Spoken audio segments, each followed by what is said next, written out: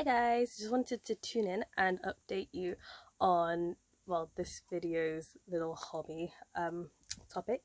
So just wanted to let you guys know that I finally get to start my Stitch and Story stripy baby blanket. So just to remind you, I get to use these marvelous pieces here, so the little merino style. So I've got yellow, cream, white, I guess we can call it white, and this fabulous blue color here. So of course, as I said, it's a stripy blanket, so I'll basically be doing moss stitch, which I'm really excited to do because I haven't done that before. So it's casting on an odd number of stitches and following through a knit purl stitch and ending on the same stitch that you started on. So I started with a knit, so I should be ending on a knit. So I just wanted to show you my first 12 rows. That looks like, oh my gosh, messy. Looks like this. You can't quite see the pattern too clearly, but I'll be tuning in to update you all on my progress and how many rows I have done. So with each different color and with each 12 rows I do, then I will update you all. So the aim is to have, I think, oh my goodness, yes, so 3 sets of our 3 colors. So each set has 3 rows, so I have 3 of those, so I'll have a total of 9 panels, I guess you can call it. So stay tuned to see how I'm getting on.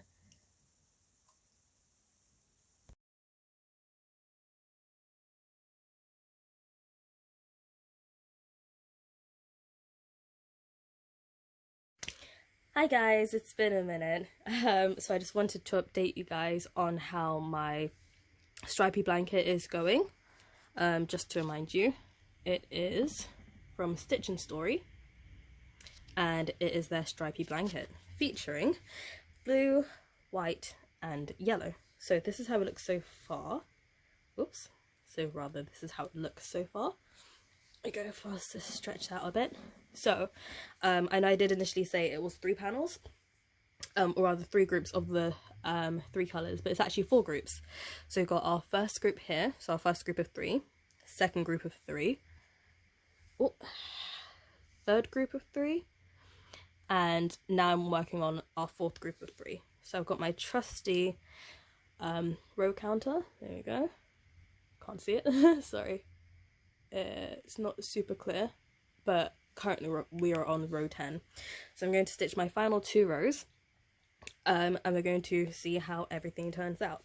So this is the moss stitch, or you might know it as a seed stitch. Let me put this over here, that's got my wool in it. So you basically knit 1 stitch, purl the other stitch, and that's on an odd set of stitches that you cast on, so you get this pretty seed stitch effect. Now I haven't actually done this before, so it's a good experience. Okay, knit 1, purl the other.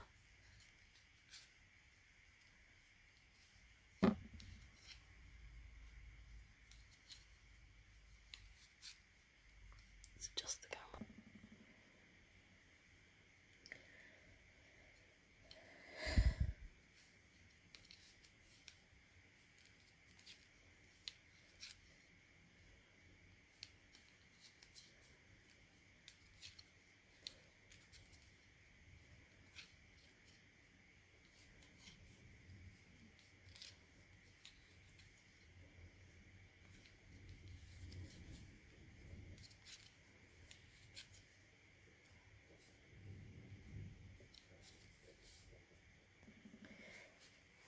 Now what I've noticed is for some stitches, there we go,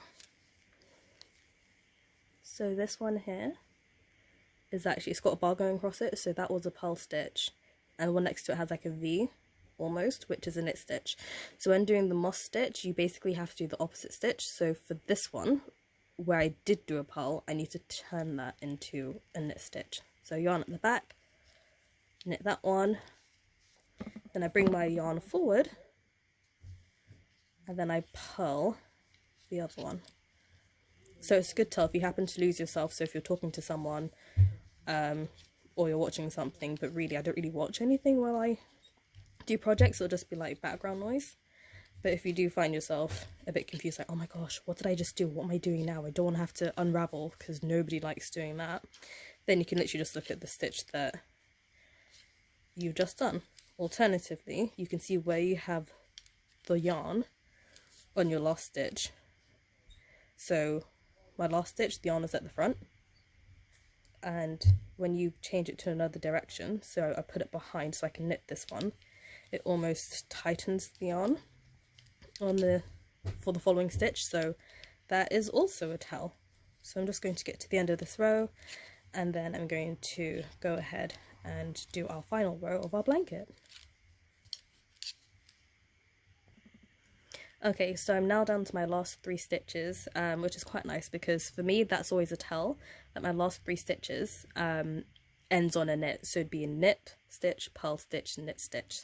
So I'm going to put my yarn back where it belongs, then I'm going to knit this stitch, bring my yarn forward, purl my penultimate stitch, yarn back, knit my final stitch. And then I'm just going to turn this around, shake it out a bit, and then do the final row of our blanket. Totally going to get distracted here. Knit, purl. So while I'm doing this, I'm going to give my my verdict and my testimony. It is a super easy project to do, which is great for if you're just starting out and want to do something a bit bigger and different than your average hat and scarf kind of deal. I think what I really like the most is that you do get to play with this, because it's just fun using different colours and seeing your piece come together. And also I find that when you're using different colours, it just seems to make your project go so much quicker. Sorry, it's hard to focus on this. Move the yarn accordingly and give myself some extra. And talk through my testimony as well. But as I was saying, I like the idea of using different colours, because it makes the project seem a lot quicker. Whereas if I was to, I imagine if I was to do a blanket made of one colour and using one stitch, I would probably lose the will to live, which is definitely exaggerating. Probably not the best metaphor to use, or rather way to exaggerate. But yeah, so for example, I have another blanket that I'm currently doing, and that is there's a border to it, so it's a lot of swapping and changing, which is different, new and fun, but the majority of the body of the blanket is actually one colour, and honestly it is quite boring. And it's just one stitch, no stripes, so you basically just keep going on and on and on until you reach the desired length. And honestly, I think when it's done it's going to look great, but for the moment it is just so tiring, like, oh my god. As much, so the wool that we use here is actually, I think it's merino, which is soft. You don't have to use merino for babies because it is quite pricey, but when I tell you it feels good, it feels amazing. I think the only thing I don't quite like about using these ones here for this project, oh my god, is it splits really easily. Like, I don't think I can show you. Let me see. Oh gosh, that was messy. Let me see if I can show you. I can't show you here in the wool because it actually does look fine, but if I show you, here we go. If I show you in the blanket itself, so this of course will be joined in and brushed out, and well, it'll be woven in properly, and it'll be rolled so it mixes in. But do you see how it's fraying? You can't quite see it here. There are some snags that I'll have to crochet in as well, but there are some parts. Oh, here we go, another example. It seems the yellow was really bad. You can see a stray bit. Where is it? I've lost it myself. So there's a stray bit like right here. There we go. So as pretty as the wool is, like the colours, and as amazing as it feels, I really did not like having to be really careful. I mean, you should be careful with your projects anyway, but then when you have to when you're doing new things, of course you're going to be paying attention. But like now, for example, where my sole focus isn't necessarily just knitting, it's also speaking to share my ideas. Your focus isn't really where it should be, and then it's really annoying that you have pieces of yarn that just start like splitting and fraying, which is, I wouldn't say it's detrimental to the project because that's really definite exaggeration, but it doesn't really help the project, you know, which is pretty annoying in a sense.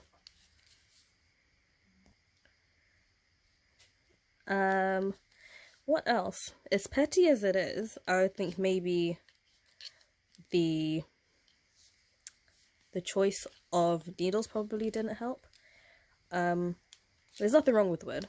I don't use it often, but it's not really my favourite. I mean, I'd say plastic would probably be best for this. I love how metal just seems to like glide across each other, so even that would be good. But to be fair, considering that you had to choose, rather it was included, but considering you had to choose your needles to go with the set, I think anything, well, I think compared to wood, metal probably would have hiked the price up a bit more. And as much as I like their stuff, I don't really like to spend extra if it's not needed, you know. Okay. Oh, sorry about that. See, I did say there were tails. I think I got as far as the 4th stitch when I realised that it was a knit.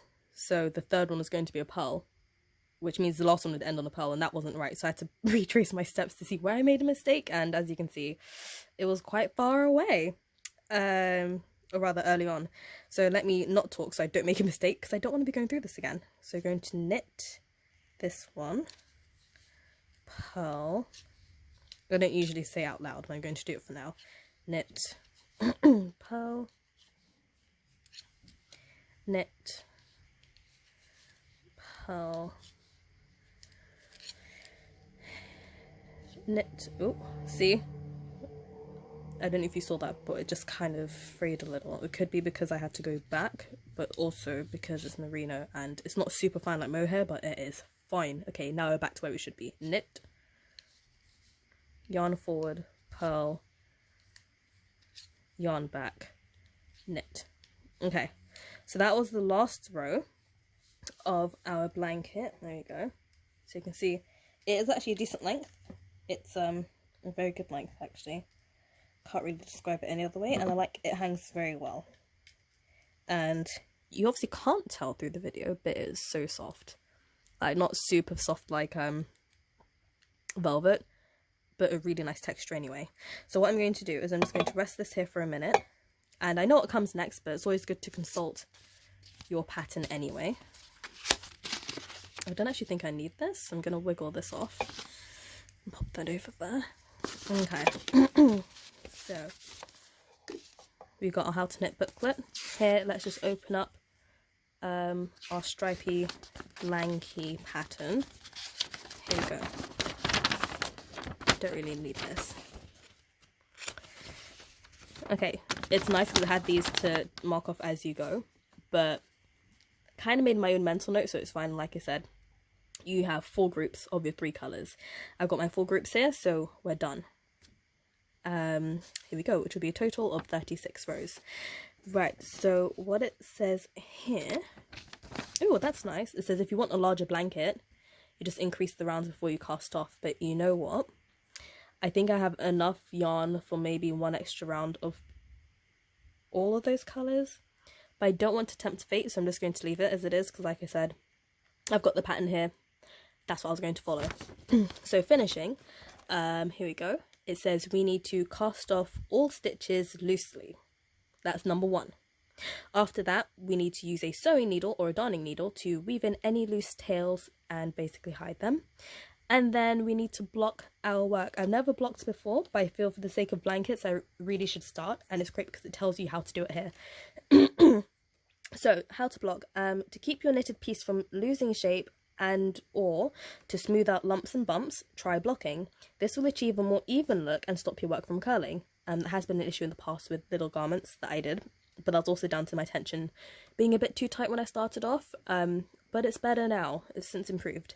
So what I'd need to do is dampen a clean handkerchief or sheet of fabric and place it over the knitted work, and then use a hot iron to press lightly on work to relax wool fibres, and continue until the sheet, so the handkerchief or the fabric, is dry.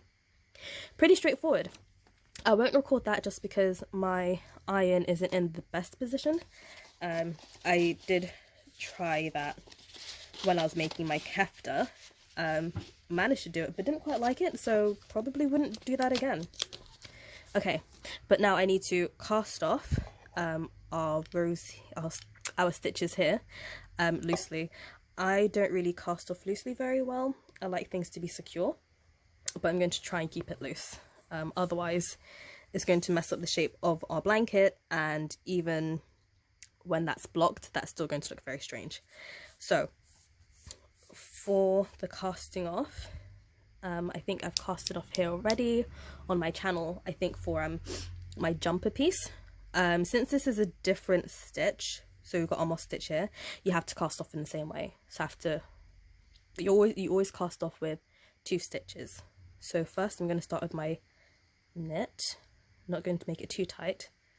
Knit, yarn forward, then I'm going to purl,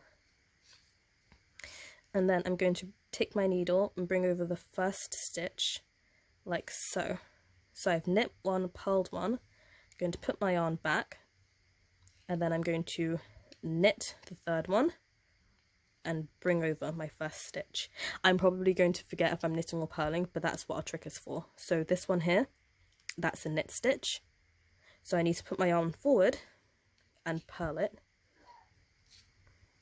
and then move this on.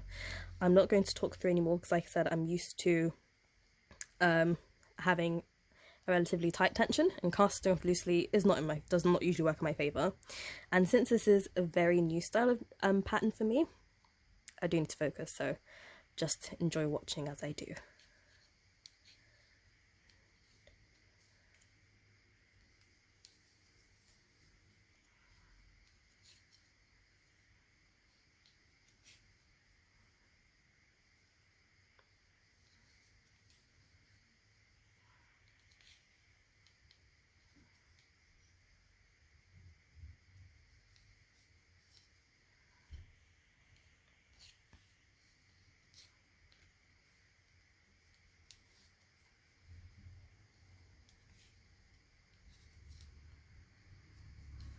I mean, this kind of casting off method is very similar to the rib stitch I did for my last project for the jumper. The only difference is that, well, the number of stitches is different, but casting off is going to have the same pattern really and won't make much of a difference in terms of how the casting off edge will look.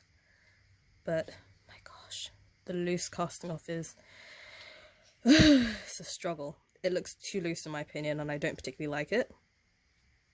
Let me see how that looks actually. It doesn't look bad actually. It looks okay. As in, it's nice and straight still. Okay, so let's keep going. Oh, my foot's fallen asleep.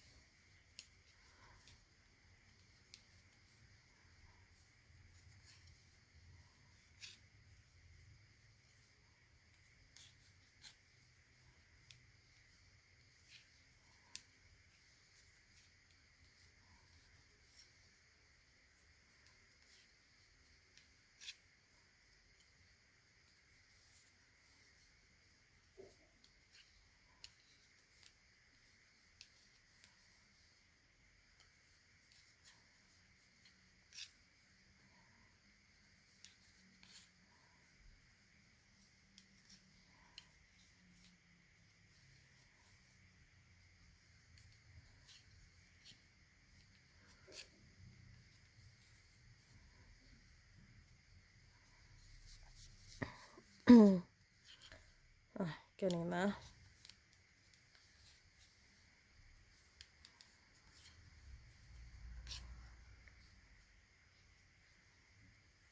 Oh, almost crossed over a bit too soon.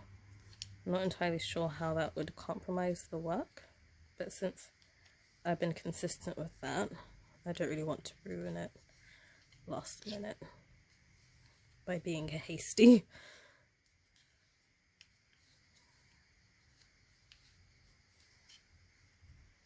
Okay, I think it looks a bit better now. And I've got that consistency, which is nice. It's good to see. Okay, I'm going to purl over here and bring that over. Tighten it a bit. Knit. Bring that over as well. Forward. Purl. Bring that over. Knit. Bring that over. Oh, these fibers are going to be the death of me. Purl. Bring that over. Knit. Bring that over. Purl. Oh, if I actually get into the stitch. And bring that over.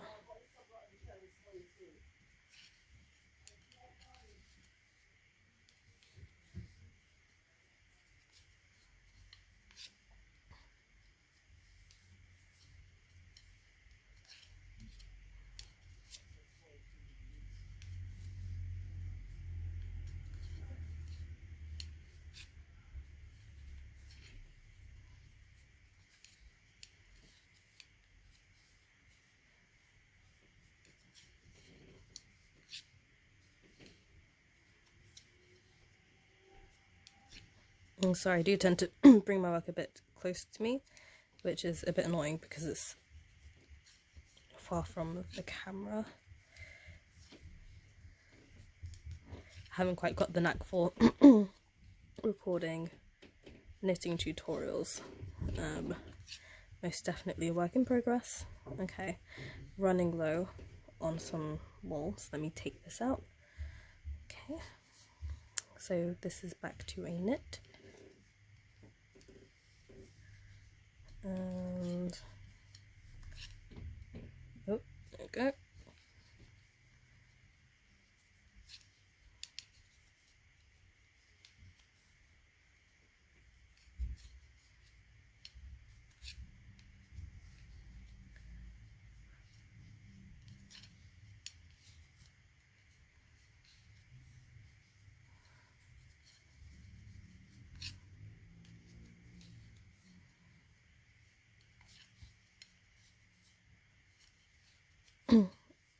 Oh, we're almost there, guys. Final few stitches, and then I'm definitely going to need to get scissors to cut that off. And I think for your patience tuning in, I might try being the keyword, to record how I block. As of yet, I don't know what material I will use, but I do have a muslin cloth, which I think will probably be best. Something thicker would be better, honestly speaking, except... Oh wait, no, tell a lie. I think it did say we could use a tea towel. Because I think, to be fair, if I was to use my muslin cloth, like, that would dry so quickly. Final 3 stitches, and it's a knit, so I haven't made a mistake. Thank God, that would be catastrophic. But anyway, yeah, if I was to use a muslin cloth, I think it would probably dry too quickly, and that I think, ooh, blocking is easy, look how quick that was, when really, I probably wouldn't have blocked properly. So it'll definitely have to be a tea towel. Good thing we have enough to spare. I might use our lovely Disney one. Okay, so that's my last stitch. I'm going to bring that over, and then I'm going to go and snag a pair of scissors so we can feed this through and cut it off. Got it! Okay, so I'm going to put that in line. Just going to pull my wool like so. There you go. So that is how our edge looks. Not really perfect. That one probably should have been a bit tighter, but for a first attempt, it's decent. And I can also fix that later. So, cut that off, And then we're just going to take the longer piece here and gonna pull that through. So we're done. Okay. There we go.